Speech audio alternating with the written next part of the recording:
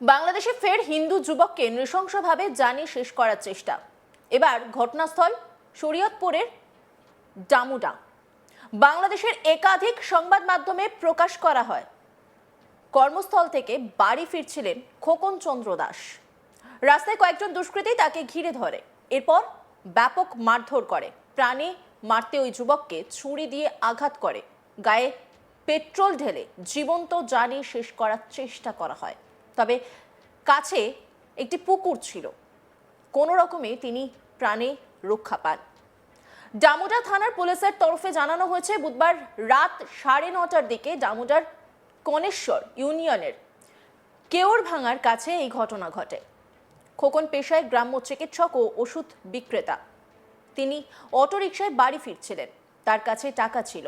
পথে দুষ্কৃতীরা তাকে আটকায়, তারপর তাকে অটোরিকশা থেকে নামিয়ে আনে, মারধর করে। থানায় এক আধিকারিক জানিয়েছেন, দুষ্কৃতীরা খোকনের তলপেটে ছুরি মেরে তার কাছে থাকা নগদ টাকা ও একটি মোবাইল ফোন ছিনিয়ে নেয়। এরপর পেট্রোল ঢেলে আগুন ধরিয়ে দেয়। প্রাণ বাঁচাতে খোকন পুকুরে লাফ দেন। স্থানীয় বাসিন্দারা তাকে উদ্ধার করে শরীয়তপুর সদর হাসপাতালে নিয়ে যান। তবে শেষ খবর পাওয়া পর্যন্ত খোকনের শারীরিক অবস্থা সংকটজনক। তাকে ঢাকার হাসপাতালে স্থানান্তরিত করা হয়েছে। জখম যুবকের স্ত্রী জানিয়েছেন, তাদের সঙ্গে কারো কোনো শত্রুতা নেই, তাই কি কারণে হামলা চালানো হলো তা বুঝতে পারছেন না। দুজন হামলাকারীকে চিনে ফেলেছিলেন তার স্বামী, সেজন্য হয়তো তাকে জানিয়ে শেষ করার চেষ্টা করা হয়। খোকন চন্দ্র দাসের স্ত্রী, তিনি কি বলছেন শুনবো। ওষুধের দোকান, বিকাশের দোকান বন্ধ করে বাড়িতে আইসে, বাড়িতে মনে করেন বাড়ির গাড়ায় পেট্রোল দিয়ে আগুন দিয়েছে, গায়ে চারটা কোপ দিছে, পেটের ইঠি বাইরে গেছে, মাথায় কোপ দিছে। জানি রে দাদা, এর বিচার চাই। আমার স্বামী নিরীহ, কেউ একটা ঠগাইতে মানুষ না, দোকানদারি করে, বাড়িতে আয় আবার দোকানে যায়, কেউ ধরে 670 বানাও করে না। এদিকে এই ঘটনা সামনে আসার পর বাংলাদেশে হিন্দুদের নিরাপত্তা নিয়ে ফের প্রশ্ন উঠতে শুরু করেছে। কারণ গত 2 সপ্তাহের মধ্যে এরকম ঘটনা 3বার ঘটল। কিছুদিন আগে দীপু চন্দ্র দাসকে জানিয়ে শেষ করে দুষ্কৃতীরা। তারপর রাজবাড়িতে সম্রাট নামে এক যুবকেরও গণপিটুনিতে মৃত্যু হয়। আর এবার জানিয়ে শেষ করার চেষ্টা করা হলো খোকনকে জানিয়ে শেষ করার চেষ্টার ঘটনায় এখনো কাউকে গ্রেপ্তার করা হয়েছে কিনা জানা যায়নি। পুলিশ জানিয়েছে তদন্ত চলছে। এর আগে 2 যুবকের মৃত্যুর খবরে ক্ষোভ প্রকাশ করেছিল ভারত। হিন্দু বা সংখ্যালঘুদের নিরাপত্তা কেন নিশ্চিত করা হবে না, সেই প্রশ্ন তুলেছিল ভারতের বিদেশ মন্ত্রক।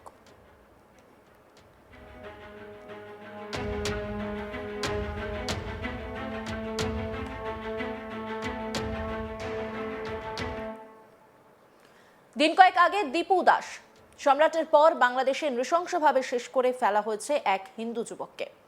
ওই হিন্দু যুবককে কিভাবে শেষ করা হয়েছে শুনলে গায়ে কাঁটা দিয়ে উঠবে। যুবকের দিকে তাক করে তারই এক মুসলিম সহকর্মী বলে যে গুলি করে দিই। তারপরে নাকি ওই হিন্দু যুবকের ওপর গুলি চালিয়ে দেয়। গুলি লাগতেই ওই হিন্দু যুবক নাকি মাটিতে লুটিয়ে পড়ে। এরপরই দ্রুত তাকে স্বাস্থ্যকেন্দ্রে নিয়ে যান সহকর্মীরা, কিন্তু চিকিৎসকরা মৃত বলে ঘোষণা করেন বোজেন্দ্রকে। বাংলাদেশের নিহত ওই হিন্দু যুবকের নাম বোজেন্দ্র বিশ্বাস। জানা গেছে ওই যুবকও দীপুর মতোই বস্ত্র কারখানায় কাজ করতেন, সেখানেই তাকে গুলি করা হয় বলে অভিযোগ।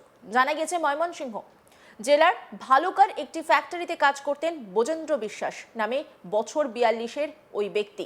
সোমবার সন্ধ্যা 6:45 নাগাদ তাকে গুলি করে জানিয়ে শেষ করে দেন নমন মিয়া নামে এক যুবক। এরপরই পুলিশ অভিযুক্তকে গ্রেপ্তার করে।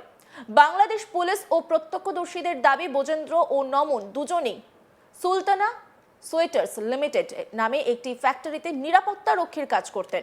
নিজেদের মধ্যে কথা বলার সময় নমন গান বার করে মজা করে বোজেন্দ্রর দিকে তাক করে, কিন্তু হঠাৎ বন্দুক থেকে গুলি বেরিয়ে বোজেন্দ্রর পায়ের উপরের দিকে লাগে। তড়িঘড়ি তাকে হাসপাতালে নিয়ে যাওয়া হলে চিকিৎসায় তাকে মৃত বলে ঘোষণা করেন চিকিৎসক। ভালুকা থানার ইনচার্জ মোহাম্মদ জাহিদুল ইসলাম জানান, অভিযুক্তকে হেফাজতে নেওয়া হয়েছে। ঘটনায় ব্যবহৃত বন্দুকটিও আটক করা হয়েছে। ময়না তদন্তের জন্য দেহ ময়মনসিংহ মেডিকেল কলেজ হাসপাতালে নিয়ে যাওয়া হয়। এই ঘটনায় 3 সদস্য বিশিষ্ট একটি তদন্ত কমিটি গঠন করা হয়। ঘটনায় ভালুকা জুড়ে উত্তেজনা সৃষ্টি হয়। উল্লেখ্য বিষয় হলো, এই ভালুকাতেই গত 18ই ডিসেম্বর নৃশংসভাবে জানে শেষ করা হয়েছিল দীপচন্দ্র দাসকে। সেই ঘটনা ছিল চরম নৃশংস। যুবককে পিটিয়ে জানি শেষ করার পর গাছে টাঙিয়ে দিয়েছিল একদল জিহাদি জনতা। ঘটনায় শিওরে উঠেছিল সারা বিশ্ব।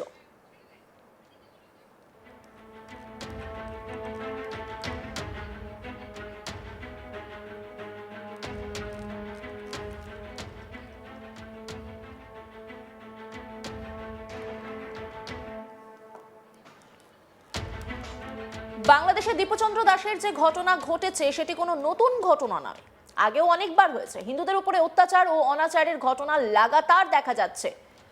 ওই হায়দরাবাদী এখনো চুপ করে বসে কেন? ওই সেকুলার দল কোথায়? ভারত সরকারের কাছে আমার আবেদন, পরমাণু বোমা কোন কাজে আসবে? ম্যাপ থেকে বাংলাদেশকে শেষ করা হোক, বর্ডার খোলা হোক, বাংলাদেশের হিন্দুদের ভারতে ঢুকতে দেওয়া হোক। বাংলাদেশি হিন্দুদের উপরে যে জঘন্য অপরাধ হচ্ছে তার বদলা ভারতকে নিতে হবে। কি বলছেন সাদীপ প্রাচ্যী, শুনবো। बांग्लादेश के अंदर ये कि आज जो घटना हुई दीपचंद्र दास की, ये कोई नई घटना नहीं। पहले भी बहुत बार हिंदुओं के साथ इतने अत्याचार और अनाचार बराबर घटनाएं दिखाई दे रही हैं। ये क्यों होती है?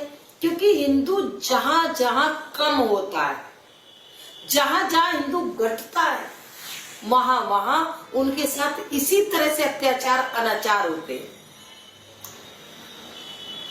मुझे तो बड़ा अफसोस है, वो हैदराबादी अब तक चुप क्यों बैठा है? कितना जघन्य अपराध बांग्लादेश के अंदर हिंदू के साथ होता है, और वो सेक्युलर गैंग कहां है? वो चुप्पी क्यों साधे? एक वो मदनी को हिंदुस्तान में डर लग रहा था, अब दीपचंद्र दास की निर्मम हत्या की गई, पेड़ पर बांध करके गई, फिर उसको जलाया गया बाकायदा। अब मदनी का मुंह नहीं खुल रहा है। हिंदुओं पर जब कत्ले आम करते हैं तब ये अपने बिलों में घुस जाते हैं। भारत की सरकार से मैं निवेदन करती हूं कि ये परमाणु बम किस काम आएंगे? बांग्लादेश को खत्म करो नक्शे से, और वहां के हिंदुओं को बॉर्डर खोल दो, हिंदुस्तान में एंट्री करो उनकी। बांग्लादेश के हिंदुओं की बहुत अत्याचार सहन कर रहा है, और बांग्लादेश के अंदर जो इस तरह के ये जघन्य अपराध हो रहे, इसका बदला हिंदुस्तान को लेना पड़ेगा। অন্যান্য খবরের আপডেটের জন্য অবশ্যই নজর রাখুন আজ তাক বাংলার ইউটিউব স্ট্রিমিং এ। লাইক, কমেন্ট, শেয়ার এবং সাবস্ক্রাইব করতে ভুলবেন না।